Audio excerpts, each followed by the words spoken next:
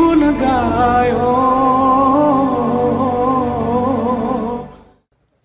Saudaraku, tanah longsor kembali terjadi di Kabupaten Gailues pada hari ini Sabtu, 5 November 2022.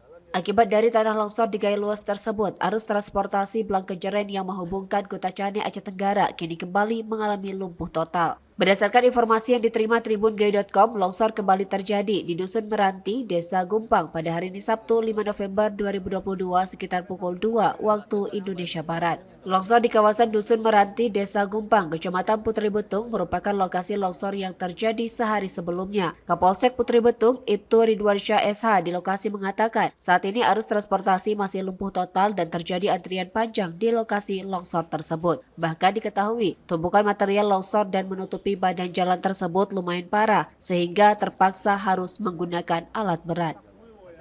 Dari Gailues, Rasidan, Tribun Gayo.